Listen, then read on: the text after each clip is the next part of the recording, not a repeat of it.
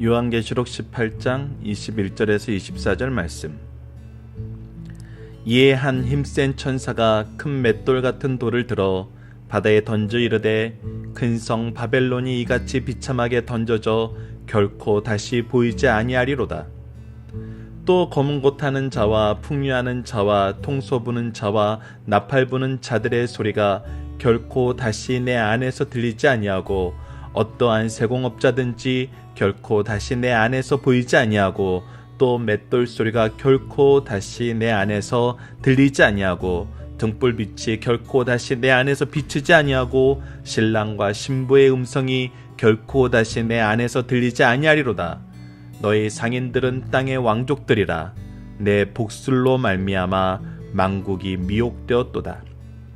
선지자들과 성도들과 및 땅 위에서 죽임을 당한 모든 자의 피가 그 성중에서 발견되었느니라 하더라. 아멘.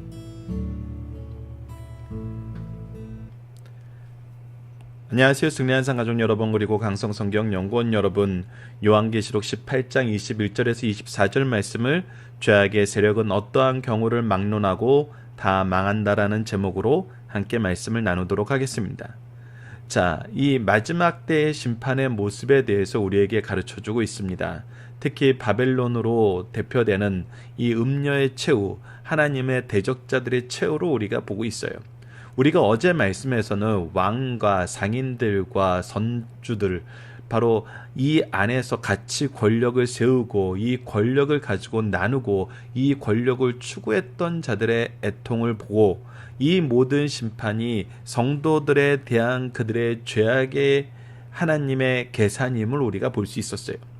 자, 오늘 말씀도 그와 동일하게 연결되면서 24절에서 선지자들과 성도들과 및 땅 위에서 죽임을 당한 모든 자의 피가 그 성중에서 발견되었느니라 하더라 하면서 이들이 흘리게 만들었던 피의 죄값으로 인해서 심판받고 있음을, 이것이 항상 하나님 앞에 기억되고 있음을 얘기합니다. 그러면서 이들의 심판의 모습을 다시 한번 결론적으로 얘기해주고 있어요. 자, 21절로 봅시다. 이에 한 힘센 천사가 큰 맷돌 같은 돌을 들어 바다에 던져 이르되, 바로 힘센 천사는 하나님의 권능을 가진 천사이고, 이가 던진 맷돌이 바로 무엇이라고 얘기하냐면 큰 성 바벨론이 이같이 비참하게 던져져 결코 다시 보이지 아니하리로다. 여러분, 맷돌을 우리가 냇가나 강가에 던지면 다시 보고 다시 건져낼 수도 있어요. 하지만 깊은 바다에 던져지면은 어떻게 해야 됩니까? 그 흔적도 찾아보기가 힘듭니다. 바벨론이 이같이 비참하게 던져져서 결단코 다시 보이지 아니하게 된다는 것입니다. 하나님의 능력으로 이렇게 된다는 거예요. 그것이 얼마나 철저하냐면 22절에서 23절입니다. 또 검은 곳 하는 자와 풍류하는 자와 통소 부는 자와 나팔 부는 자들의 소리가 결코 다시는 내 안에서 들리지 아니하고, 이 안에서 기쁨과 여유와 그들이 누렸던 모든 향락의 소리가 다 사라져 버린다는 거예요. 그러한 모습은 더 이상 남아있지 않게 만드신다는 겁니다. 어떠한 세공업자든지 결코 다시 내 안에서 보이지 않냐고, 이들의 아름다움을 가꿀 만한 그 어떠한 것도 남아있지 않게 한다는 거예요. 또 맷돌 소리가 결코 다시 내 안에서 들리지 아니하고, 맷돌은 무엇입니까? 곡식을 가는 거예요. 그들에게 다시 하는 음식을 나누는 것, 기본적인 생활이 유지되는 것조차도 하나님께서 허락지 않으신다는 겁니다. 등불빛이 결코 다시 내 안에서 비치지 않는다는 거예요. 그 어떠한 빛도 그들에게 허락하지 아니하시고, 신랑과 신부의 음성이 결코 다시 내 안에서 들리지 않으니라. 이들이 계속 생활을 영속해 나가는, 후손을 남기는, 그래서 결국 무엇이에요? 그 모든 후손이 단절되는 그런 심판을 내리신다는 거예요. 자, 그러면서 마지막에 이들의 죄악에 대해서 더 분명하게 얘기합니다. 너희 상인들은 땅의 왕족들이라. 내 복술로 말미암아 만국이 미혹되었도다. 여러분, 이 말씀은 굉장히 우리에게 중요한 지침을 가르쳐 줍니다. 그것이 무엇입니까? 바로 땅의 왕족들이 너희 상인들이라고 얘기하고 있어요. 이 상인들은 우리가 어제 말씀에서 봤던 것처럼 8절에서 20절 말씀에서 나타났던 것처럼 그들의 모습은 이 세상에 좋다 하는 것은 다 가지고 그것을 가지고 부를 이루는 것이죠. 즉 상인이란 것은 필연적으로 부를 추구하는 자들이에요. 근데 왕족이 상인들이 되었고 이들이 무엇을 했냐면 복술로 말미암아 만국을 미혹했다는 것입니다.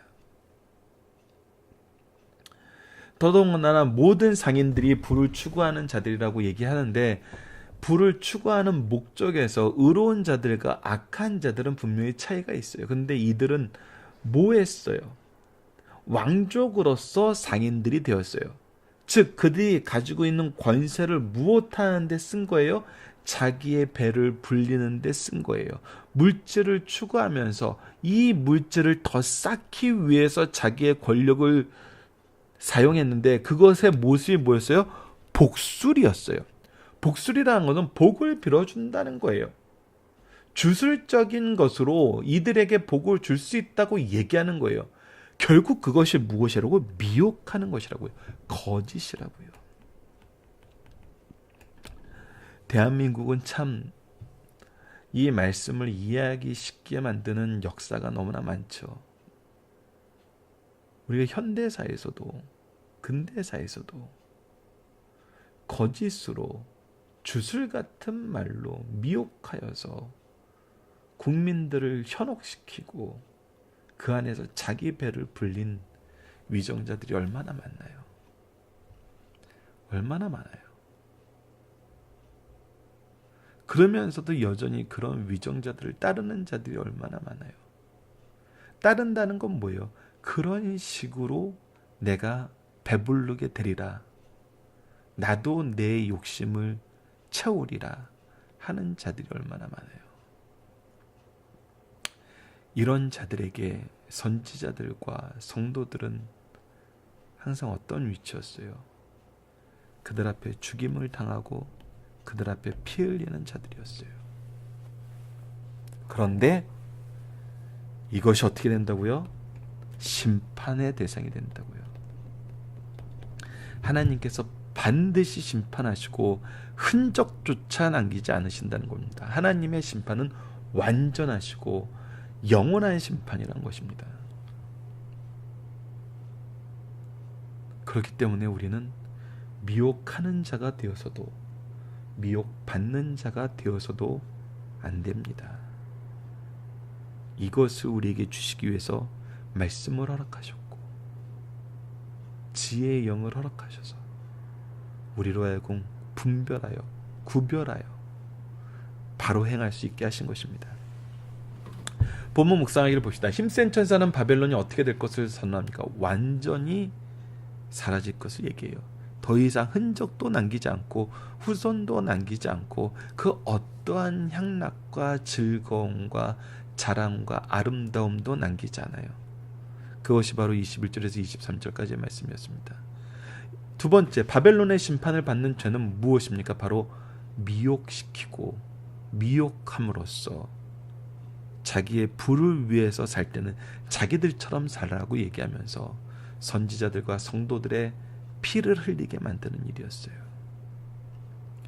여러분들, 우리가 왜 고난을 당하나요? 그들에게 복음을 전해서 고난을 당하죠. 복음은 무엇이 잘못됐다고 얘기하나요? 이들이 복술로 미혹해서 자기 배를 채우는 것이 잘못됐다고 얘기합니다. 그래서 싫어하는 거예요. 그래서 미움을 받는 것입니다. 예수 그리스도의 복음만이 생명과 구원과 영광과 화평을 준다는 것을 얘기하기 때문에 그게 싫은 거예요. 중심 사상을 봅시다. 죄악의 세력들의 멸망을 과거 역사적 사실을 통해서 분명히 보여주고 앞으로도 그들이 전과 같이 망할 것임을 보여줍니다. 여러분들, 우리가 다니엘서에서 바벨론이 하룻밤 만에 망한 걸 보면서 이 말씀이 얼마나 역사적이고 실증적인 것을 우리가 볼 수 있었어요. 우리가 아직 양심이 화해맞아 죄를 죄로 보지 않고 도덕적 수준이 낮아 죄책감을 느끼지 못하는 경우가 아니라면 자기 생각과 행동이 죄라고 느껴질 때 돌이켜야 됩니다. 이것이 아무리 자신에게 이익이 되고 타인에게 인기가 있는 행위라도 삼가하여 죄의 유혹으로부터 강팍해 됨을 면해야 됩니다. 이것이 성도의 바른 태도라는 사실을 오늘 본문 말씀은 가르쳐주고 있습니다. 두 번째, 바벨론의 멸망 이유를 분명히 밝혀주므로 오늘에 있어 무엇이 심판의 대상이 되는지 거울 삼게 해요. 심판의 대상이 되는 구체적인 내용은 다음과 같은 것이에요. 권력의 힘으로 이웃에게 봉사하기보다는 돈 버는 기회로 삼는 거, 복술로 백성들을 어리석게 만들어 자신을 섬기게 만드는 거, 그것을 통해서 무엇을 해요? 결국 자기 이익을 채우는 거. 선지자와 성도들의 순교의 피를 흘리게 한 행위들, 이것으로 무엇이에요? 자기의 미혹이 효과적으로 사람들에게 침투하게 만들어요. 그래서 우리가 말씀에 깨어 있어야 됩니다. 복음의 불빛 안에서 우리가 세상을 볼 수 있어야 돼요. 이런 범죄는 하나님의 공의로 반드시 심판하신다는 것을 우리에게 분명히 가르쳐주고 있습니다. 마지막 세 번째, 최후의 심판은 회개의 기회도 주지만 심판이 시행되면 어떻게 돼요? 그 형벌은 영원하다는 것입니다. 그들의 최후의 멸망 과정과 결과를 보여주고 있어요. 이들의 멸망은 어느 날 갑자기 순식간에 오지 않습니다. 하나님이 오래 참으심으로 죄인들에게 회개의 기회를 주시기 위해서 점진적으로 오고 있어요. 그래서 이 점진적으로 어떻게 오는지를 가르쳐주기 위해서 우리에게 요한계시록 말씀을 주시면서 이것을 믿고 인정하고 의지하고 계속 복음의 사역을 감당하게 하고 듣는 사람들은 계속 하나님을 발견하게 만들었어요. 그러나 끝까지 깨닫지 못하고 회개하지 않을 때 결정적으로 오시게 되면 말세의 심판은 다시는 기회가 주어지지 않는 마지막 심판이라는 것을 우리에게 가르쳐주고 있어요. 죄에 대한 하나님의 심판은 피할 수 없는 필연적인 것입니다. 그러므로 최후의 심판에 앞서 회개의 기회도 최후이지만 그 심판에 따른 형벌은 영원하다는 사실을 우리에게 가르쳐주고 있습니다. 살펴보기 정답 여러분들 카페를 통해서 확인해 주시고요. 자, 적용합니다. 멸망받는 자들의 특징은 정치, 경제, 종교를 아우르며 세상을 미혹하고 성도를 핍박하는 것입니다.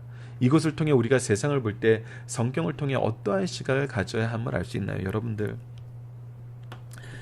그 흐름을 보고 과정을 보면은 결국은 무엇을 인정하고 싶어 하지 않냐면 하나님을 인정하고 싶어 하지 않아요. 하나님의 법을 인정하고 싶어 하지 않고 하나님의 구속의 은혜를 인정하고 싶어 하지 않아요. 그래서 하나님 얘기만 안 하면 괜찮다고 얘기를 해요. 예수 그리스도의 복음을 전하는 것만 아니면 괜찮다고 얘기를 해요. 근데 그럴 수 없잖아요, 우리는. 세상의 미혹이 우리에게 어떻게 오는지, 연약한 자들에게 어떻게 오는지 우리는 볼 줄 알아야 됩니다.